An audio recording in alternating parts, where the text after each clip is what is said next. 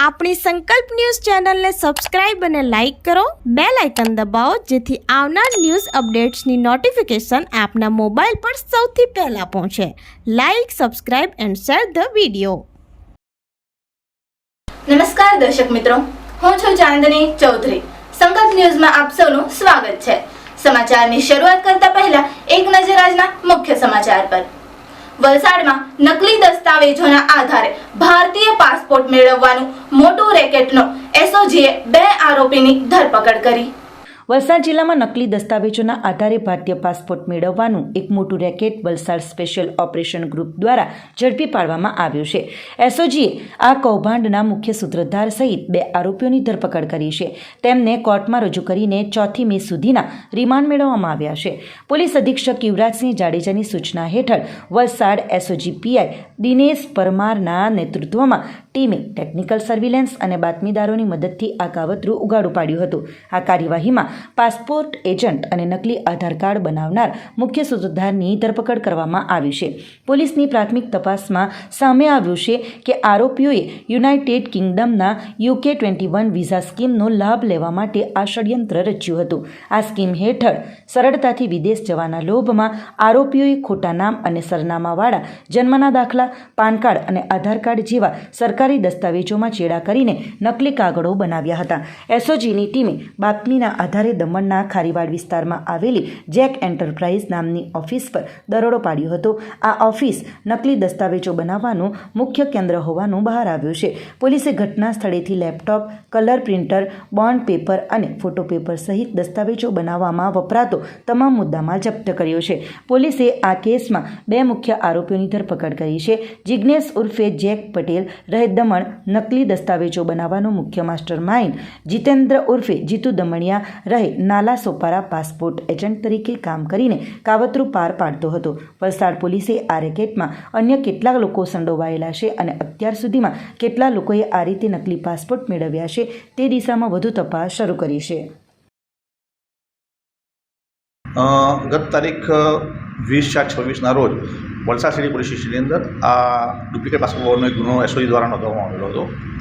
બનાવની વિગત જોઈએ તો 2 સગા ભાઈઓ ભાવિક રાજેન્દ્ર પટેલ અને પ્રજ્ઞેશ કુમાર રાજેન્દ્ર પટેલનાઓએ UK-21 નામની જે વિઝા જેની સ્કીમ છે એનો લાભ લેવા માટે ડુપ્લિકેટ પાસપોર્ટ માટે બનાવવા માટેનું આખું ષડયંત્ર રચાવાનું જણાવ્યું હતું. UK-21 એટલે એની અંદર કે જે 1961 પહેલાં જે દમણમાં જે રહેતા હતા ભારતીયો, તો એ લોકોને પોર્ટુગીઝ અથવા તો ઇન્ડિયન પાસપોર્ટ મળ્યો હોય તો તેવા સંજોગોની અંદર તે લોકોને અને તેમના સંતાનોને યુકેની અંદર ઓક્યુપેશન વિઝા ઝડપથી મળતા હોય છે અને ચાન્સીસ એના ઓક્યુપેશન વિઝાના ચાન્સીસ વધારે હોય. આ સ્કીમનો લાભ લેવા માટે બંને ભાઈઓએ હેમંત જગન, જે પોતે મૂળ રહેવાસી મોટી દમણનો છે પણ હાલમાં એ યુકે ખાતે જ રહે છે, તેનો સંપર્ક સાધ્યો હતો અને હેમંત જગને બંને ભાઈઓ પાસે 7 લાખ રૂપિયા લઈ એટલે કુલ 14 લાખ રૂપિયા લઈ અને તેમને UK-21 સ્કીમ માટે એલિજિબલ કરવા માટે પાસપોર્ટ બનાવી આપવા માટે મદદ કરવાનું નક્કી કરેલું હતું. અને એ માટે એને પોતાના સોર્સનો ઉપયોગ કરી જીતેન્દ્ર ઉર્ફે જીતુ દમણિયા, જે મૂળ રહેવાસી મોટી દમણનો છે પણ હાલમાં નાના સોપારા મહારાષ્ટ્ર ખાતે રહી અને પાસપોર્ટ એજન્ટ તરીકેનું કામ કરે તેનો સંપર્ક કરેલો હતો.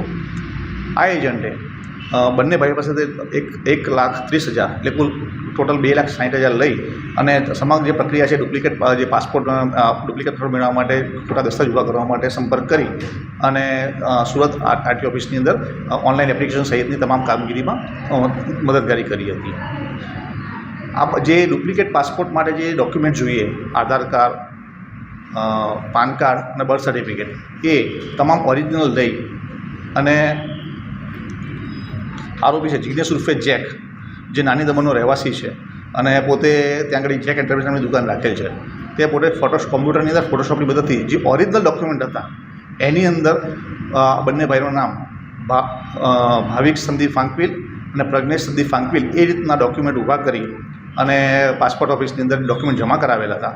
આ ડોક્યુમેન્ટ છે એ વેરિફિકેશનમાં આવતા મળેલ બાતમીની આધારે વેરીફાઈ કરતા આ તમામ જે ડોક્યુમેન્ટ છે ફેક હોવાનું જણાય આવેલ અને એના આધારે ગુનો દાખલ કરી અને 4 આરોપીને અત્યાર સુધી ધરપકડ કરવામાં આવી છે. અને છેલ્લે જે 2 આરોપી અટક કર્યા છે જીતેન્દ્ર ઉર્ફે જીતુ અને જિગ્નેશ ઉર્ફે જેક, એ બંનેના 4 તારીખ સુધીના રિમાન્ડ અત્યારે મળેલા છે. એક જે વોન્ટેડ આરોપી છે એ હેમંત જગન, કે જે હાલ યુકે છે એના આગળની તપાસ ચાલુ છે. એ અત્યારે આરોપીઓ રિમાન્ડ ઉપર છે અને આરોપીઓ સિવાય પણ જે બંને પકડાયા છે જિગ્નેશ અને જીતેન્દ્ર એના પૂછપરછ દરમિયાન વિગતો મળી આવશે. આગળની પ્રમાણે કાર્યવાહી કરવામાં આવશે. સેલવાસ, દાદરા અને નગર હવેલીમાં પોલીસે મહા ટ્રાફિક ચેકિંગ અભિયાન હાથ ધરતા ફફડાટ. હેલ્મેટ, સીટ બેલ્ટ અને રંગીન કાચ રાખવા વાળા પર કડક નજર રાખવામાં આવશે. દાદરા અને નગર હવેલીમાં માર્ગ સલામતીને પ્રોત્સાહન આપવા અને ટ્રાફિક નિયમોનું કડક પાલન સુનિશ્ચિત કરવા માટે પોલીસ વિભાગે એક મોટી ઝુંબેશની જાહેરાત કરી છે. પોલીસ અધિક્ષક સચિન યાદવ દ્વારા જારી કરાયેલા આદેશ અનુસાર સમગ્ર જિલ્લામાં વ્યાપક ડ્રાઈવ ચલાવવામાં આવી રહી છે. આ ખાસ ઝુંબેશ સવારે 8થી રાત્રે 8 વાગ્યા સુધી સક્રિય રહેશે. પોલીસ નીચેના ઉલ્લંઘનો પર ધ્યાન કેન્દ્રિત કરશે.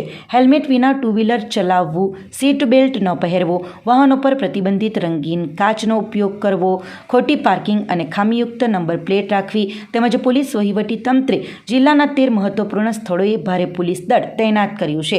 જેમ કે શહીદ ચોક, સેલવાસ કિલવણી નાકા, નરોલી 4 રસ્તા, Pipariya junction, Yatri Niwas junction, Samarvarni junction, Rakholi T point, Sayli police station, Dadra checkpost, Khanvel 4 રસ્તા, કાલાફાટક ખેરડી, દૂધની 3 રસ્તા, સુંગી ઓલ્ડ આઉટ પોસ્ટ તેમજ ઉલ્લંઘન કરનારાઓને પોલીસ કર્મચારીઓએ POS મશીનો દ્વારા ડિજિટલ રીતે તમામ ચલણ જારી કરવા સ્પષ્ટ સૂચનાઓ આપવામાં આવી છે.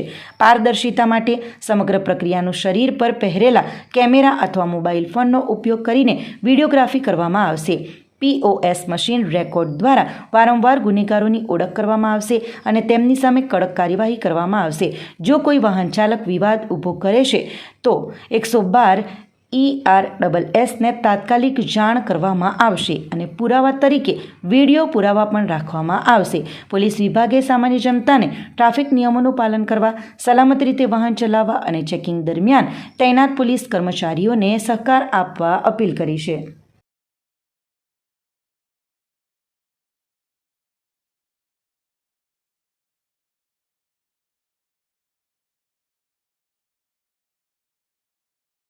પાડીમાં બાળા હનુમાનજી અને રામદેવ પીરના મંદિરોમાં પાટોત્સવનો કાર્યક્રમ યોજાયો.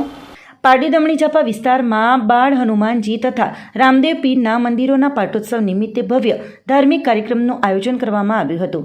આ પ્રસંગે શ્રદ્ધાળુઓમાં ભારે ઉત્સાહ જોવા મળી રહ્યો છે. વૈશાખ સુદ પૂર્ણિમાના પાવન દિવસે વિવિધ ધાર્મિક વિધિઓ યોજાઈ હતી. કાર્યક્રમની શરૂઆત સવારે 8 કલાકે ગણેશ પૂજન સાથે થઈ હતી. ત્યારબાદ મૂર્તિ પ્રાણ પ્રતિષ્ઠા, શોભાયાત્રા, ધ્વજ અને કળશ પૂજન વિધિ જેવી વિધિઓ આયોજનમાં સામેલ હતા.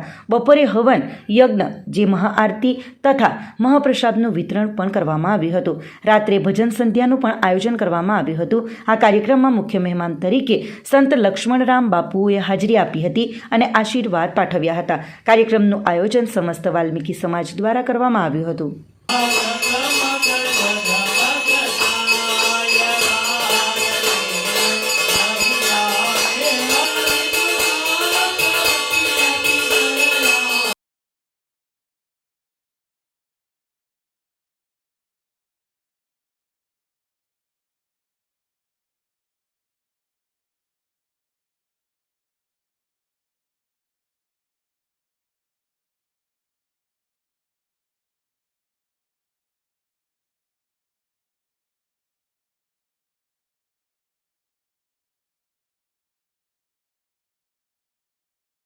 તો આ ટૂંક સમયના અંદર ચેતનભાઈ તરફથી આ કેમ્પનું આયોજન કરવામાં આવ્યું છે. તો વાલ્મીકી સમાજ આ ટૂંક સમયના અંદર તમામ આર્ટિસ્ટોને, તમામ કલાકારો ભાઈઓને અને તમામ ટેકનિશિયનોને વાલ્મીકી સમાજ તરફથી એમના હાર્દિક સ્વાગત કરવાની ઈચ્છા રાખે છે. વાલ્મીકી સમાજ તરફથી અમારા પધારેલા મહોદય શ્રી એમનું ફૂલ્લી પાકું સ્વાગત કરે એવી આશા રાખું છું. સ્વાગત કરશે તમામ કલાકાર મિત્રોને કે તેઓ તમારું નામ. સિલવાસા પ્રધાનમંત્રી આવાસ યોજના અંતર્ગત બલદેવી ખાતે ઉત્સાહભેર બુદ્ધ જયંતિ મહોત્સવ ઉજવાયો. કરુણા તથાગત ભગવાન ગૌતમ બુદ્ધની 2588મી જન્મજયંતિના શુભ પ્રસંગે બાલદેવીમાં પ્રધાનમંત્રી આવાસ યોજના સોસાયટી ખાતે ભવ્ય બુદ્ધ જયંતિ મહોત્સવનું આયોજન કરવામાં આવ્યું હતું. તથાગત બુદ્ધ ધમ્મ ઉત્સવ સમિતિ બાલદેવીના નેજા હેઠળ પ્રથમ વખત આયોજિત આ કાર્યક્રમમાં સ્થાનિક નાગરિકો, મહિલાઓ, યુવાનો અને બાળકોએ ઉત્સાહપૂર્વક ભાગ લીધો હતો અને ભગવાન બુદ્ધને શ્રદ્ધાંજલિ આપી હતી. આ કાર્યક્રમ સવારે 11 વાગ્યે દીપ પ્રગટાવીને અને બુદ્ધ વંદના સાથે શરૂ કરવામાં આવ્યો હતો. જ્ઞાન પ્રાપ્તિ દરમિયાન ભગવાન બુદ્ધના શાણપણ, નૈતિકતા અને કરુણાના સિદ્ધાંતોની વિગતવાર ચર્ચા કરવામાં આવી હતી, જે શ્રોતાઓને શાંતિ અને સમાનતાના માર્ગ પર ચાલવા માટે પ્રેરણા આપે છે. સક્રિય સમુદાય સભ્યો અને સામાજિક ટીમોનું સન્માન પણ કરવામાં આવ્યું હતું. બાળકોમાં નૈતિક મૂલ્યોને પ્રોત્સાહન આપવા માટે તેમને સ્મૃતિચિહ્નો આપવામાં આવ્યા હતા. આ પ્રસંગે ખાસ ખીરદાન અર્પણનું આયોજન કરવામાં આવ્યું હતું, જે સમુદાય સંવાદિતા અને ભાઈચારાના પ્રતીક છે. આયોજન સમિતિનો ઠરાવ સમિતિના વડા રાહુલ ધમધારેએ જણાવ્યું હતું કે પ્રધાનમંત્રી આવાસ યોજના સોસાયટીમાં આ પ્રકારનો આ પહેલો કાર્યક્રમ હતો, જેને જબરજસ્ત જાહેર સમર્થન અને સકારાત્મક પ્રતિસાદ મળ્યો હતો. તેમણે કાર્યક્રમના અંતે તમામ મહેમાનો અને યોગદાન આપનારાઓનો આભાર વ્યક્ત કર્યો હતો.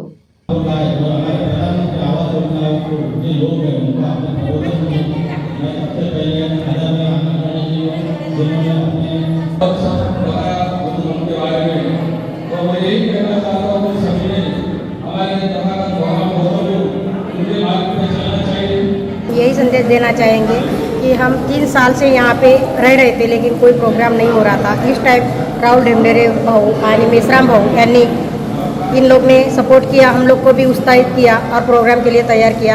इन लोग की मेहनत से रात दिन एक करके यहाँ पे आज प्रोग्राम किया और वो बहुत बढ़िया से हुआ, अच्छे से हुआ. आगे से भी ऐसा ही होते रहे, यही हम संदेश देना चाहेंगे.